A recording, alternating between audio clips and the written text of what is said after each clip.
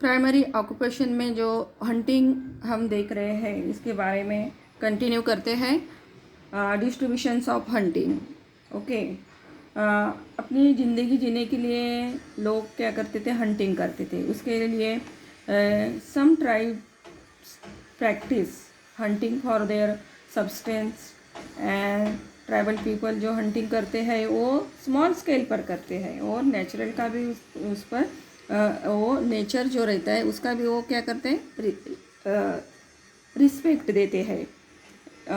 इसलिए जैसे कि बुशमैन्स ऑफ कलहारी डेजर्ट जो साउथ अफ्रीका में है, या pygmies of equatorial selvas, Boros, Eskimos of tundra, Sentinels in Andaman, Jarawas etc. hunts for livelihood. Second occupation is gathering. You can tell दिया गया है बुक में, देखो इमेजेस दी गई है कि नहीं, उसके बारे में हम अभी पढ़ रहे हैं और उस पर क्वेश्चन पूछे गए हैं। नीचे 4 क्वेश्चंस दिए गए हैं, फिगर नंबर 4.2। ओके, इसमें फर्स्ट क्वेश्चन है आइडेंटिफाई द इमेजेस गिवन एबो, यानी कि इसमें क्या दिखाई दे रहा है, इमेज क्या दिखाई दी गई है। तो इसका आंसर है हनी है, ब्रश है, गम दिया गया है, tubers and rope, brooms, ornament and wild fruits are given in the image. Second question, what are these products made from? These products are made from nature for जो चिंगम है उसका बेस्ट प्रोडक्ट है झपटा trees. उसके बाद उससे होता है, झपटा ट्रीज से चिंगम बनाई जाती है। एंड रॉ मटेरियल हमें कहाँ से हासिल होती है, तो वो हमें दिखाई देती है कि नेचुरल एक्टिविटी या नेचुरल फ्रूट्स की हमें रॉ मटेरियल्स मिलती है। थर्ड क्वेश्चंस दिया गया है, where do you find the raw materials that are required to make these products, यानी the raw materials that are required to make these product find from forest product. सारे products हमें forest से मिलती है। For example Honey है, brush है, रोप है etcetera. And last fourth question is, what is the occupations of obtaining these raw materials called? यानी कि इस ऑक्यूपेशन को क्या कहा जाता है? The occupation is called gathering, यानी कि जमा करने, रॉ मटेरियल्स ये गैदरिंग करने का काम करते हैं। ठीक है, ओके। उसमें जोग्राफिकल एक्सप्लेनेशन में दिया गया है, देखो many people in the world practice this activity which is depend on the forest product। जो एक्टिविटी है वो फॉरेस्ट के ऊपर डिपेंड होती है। फॉरेस्ट से हमें सब कुछ एक्टिविटी यानी सब मिलते हैं, रॉ मटेरियल मिलते हैं। They collect fruits, roots and flowers, medicine plants for the livelihood.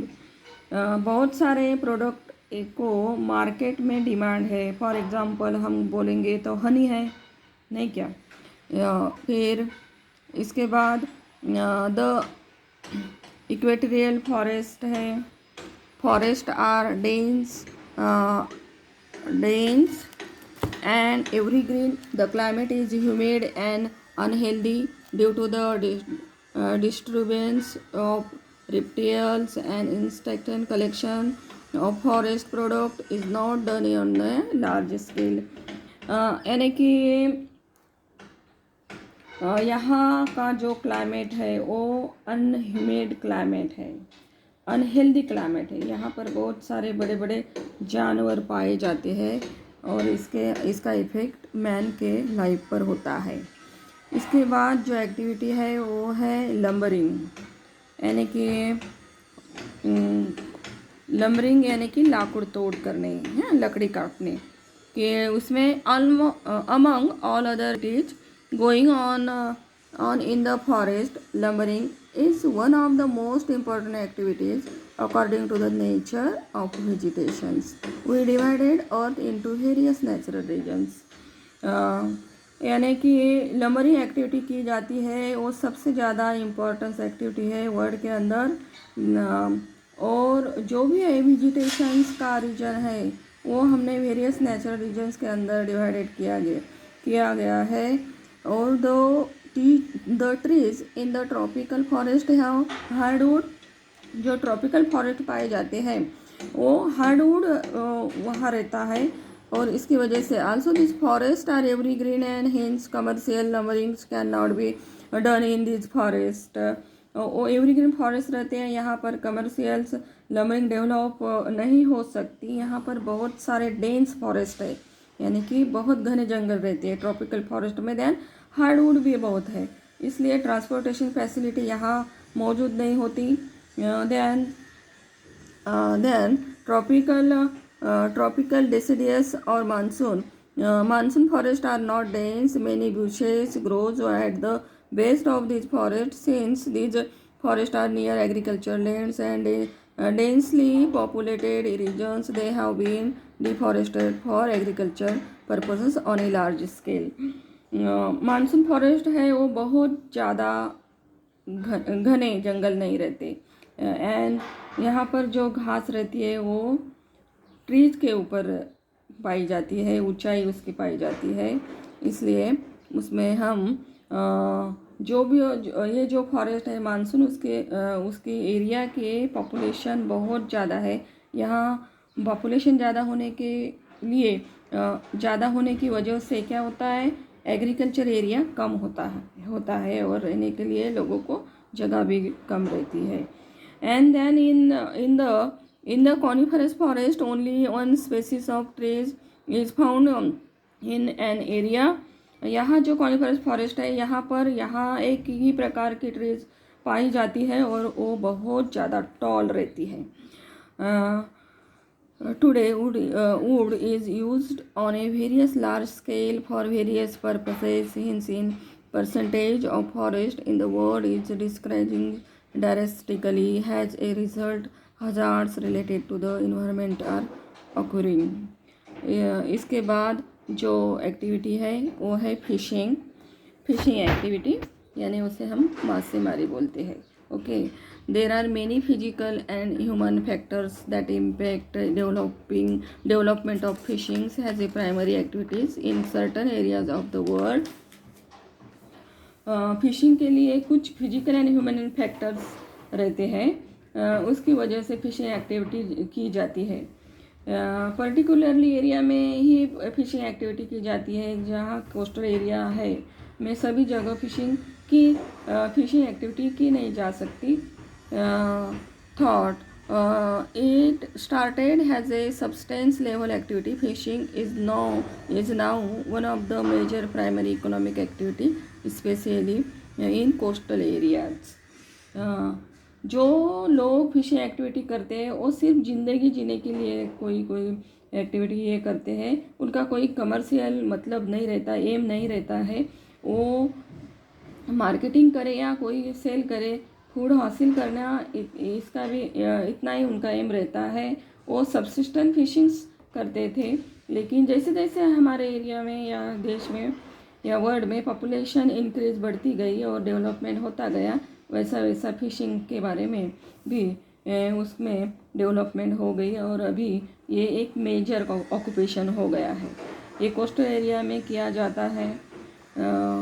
इसके बाद some of the factors are has follow दिए गए।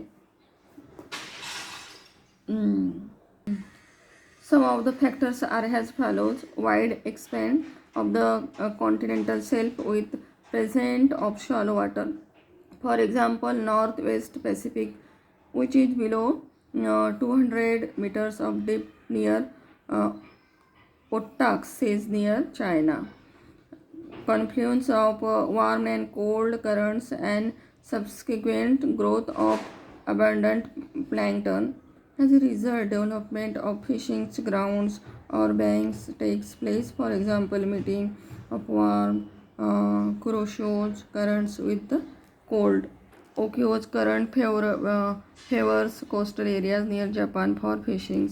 Other factors which are favorable for development of fishing are the traditional skill of some people who are naturally good at fishing. For example, Japan's and Chinese. The fishing activities has further developed over years.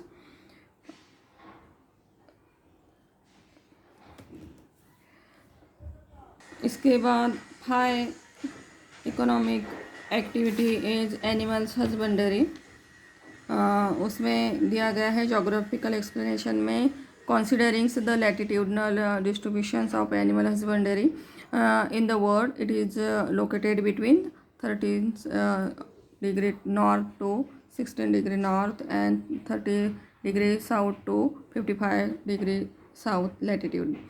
Climate is one of the most influencing factors in the development of animal husbandry. यानी कि ये animals husbandry के लिए climate is most important है. It is more develop in the northern hemisphere and percents of grassland in all the continent has led to distributions of these occupations, but this occupation is influenced by advanced technology, market and availability of large extent. It is developed on a commercial basis in North America, South America and Australia. The animals husbandry in North and South America is carried out with the help of advanced technology on the commercial scale. और इसके बारे में हम पशुपालन जो है यानी कि एनिमल हस्बेंडरी के बारे में देखते हैं या सोचते हैं तो इसका हमें ध्यान होता है कि dense forest in hospitable climate, low qualities, fooders in equatorial regions has discovered the development of animals husbandry in the regions. Okay, ठीक है. और इसके बाद है माइनिंग, उसे हम खानकाम बोलते हैं.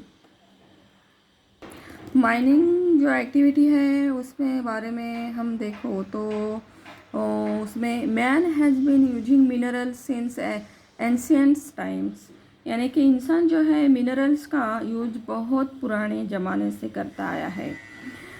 और minerals have been used for making weapons, tools, jewellery, medicines, utensils etcetera, कि वेरियस टाइप्स के हथियारे बनाने के लिए या टूल्स बनाने के लिए, ज्वेलरी बनाने के लिए यानी मानव या इंसान ये माइनिंग का उपयोग करते हैं. At the end of the stones age man developed skill of using minerals. Various periods like the Copper Age, Bronze Age, Iron Age, Atomic Age, respectively, were delineated accordingly. Man's progressive development can be attributed to the explorations of minerals. Man है जो कोई भी minerals को बना नहीं सकता, यानी कि फॉर एग्जांपल आयरन है या कॉपर है, हम मानव नहीं बना सकते. ये सिर्फ नेचर से हासिल कर सकते हैं हम. इसलिए कुछ कंट्री में मिनरल्स ज़्यादा मिलते हैं और कुछ कंट्री में ये मिनरल्स कम मिलते हैं. फॉर एग्जांपल हम दे सकते हैं सऊदी अरेबिया है, नहीं क्या, सऊदी अरेबिया में लार्ज स्केल पर मिनरल्स मिलते हैं. जिस एरिया में मिनरल्स है उस एरिया में प्रेजेंस उस एरिया में मिनरल्स है तो इसके बहुत सारे इंडस्ट्री भी उसमें ऑक्युपाई होती है या मिलती है. Even though the minerals may be present, actual mining depends on several factors.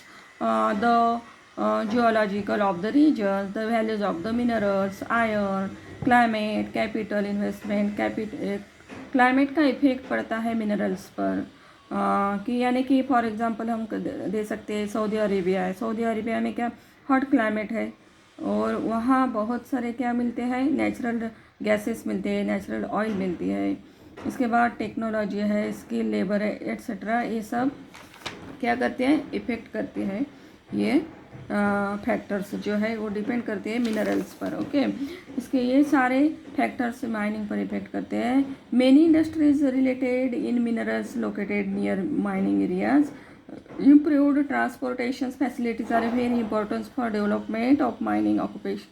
This is turned in crisis which in turn leads to economic development of the countries due to mechanizations. This occupation has developed on a large scale. Mining causes air, water, land, and noise pollutions on a large scale. Mining can causes negative impact on environment, जैसे कि poisons gases and chemical emitted from the mines polluted the air, which is very harmful for humans and animals. Mining leads to the soil erosion, soil contaminant on large scale. Mining leads to pollutions of groundwater and surface water by the chemical emitted from mines. Heavy machineries are used for mining, which create noise pollution. This is इसके बाद जो last factors है वो है agriculture. This is the details of agriculture activities. Agriculture के बारे में हम स्टडी कर रहे हैं. इसके बारे में when we look at the distributions of agriculture as an occupations in the world, we see that the proportions of people engaged in agriculture is maximum in Africa and then in Asia. जहाँ पर agriculture activity की ज़्यादा की जाती है वो maximum area है वो अफ्रीका, सबसे ज़्यादा लोग उसमें एंगेज है, और उसके बाद एशिया के लोग एग्रीकल्चर करते हैं. Third, the area under agriculture is more extensive in Europe.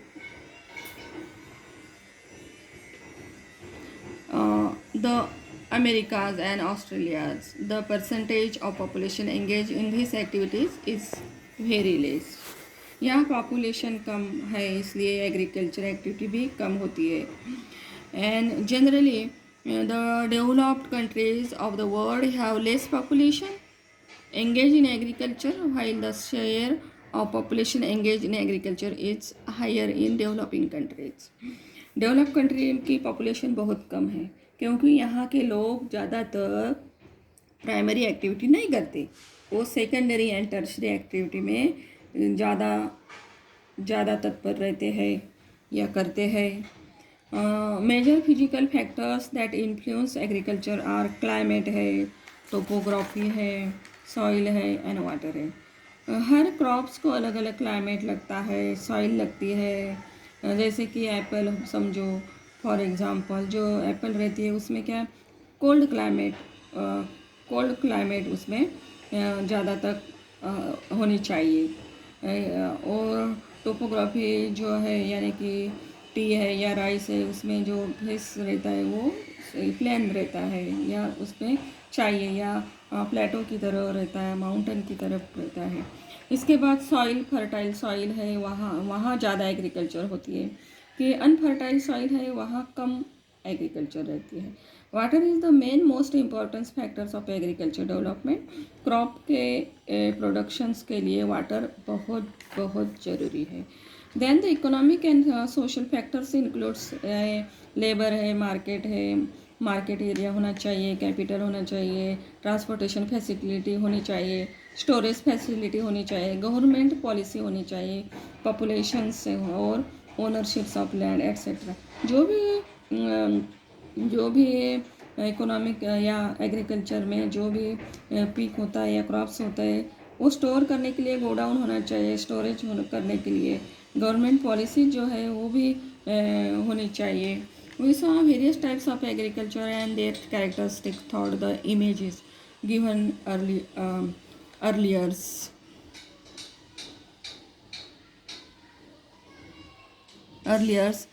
उसमें green house, poly house are also used for agriculture. Similarly, high yield seeds, fertilizers, and insecticides are also used for increasing productions. Other technology आने के बाद green houses का use किया जा रहा है and poly houses. यहाँ अलग अलग क्रॉप्स रहते हैं और उसे टेम्परेचर बैलेंस रहता है. प्रोडक्शंस को बढ़ाने के लिए जो मजदूर है या जो काम करने वाले या जो मालिक है वो कोशिश ज़्यादा तक करते हैं. इससे फर्टिलाइज़र का भी यूज़ किया जाता है और वो अलग अलग क्रॉप्स का अलग अलग क्लाइमेट दिया जाता है. फॉर एग्ज़ाम्पल हमारे यहाँ महाराष्ट्र में नासिक है, उसे वो नासिक में ज़्यादातर द्राक्ष की लागवड की जाती है. Okay, this is the end of the chapter 4 and thank you.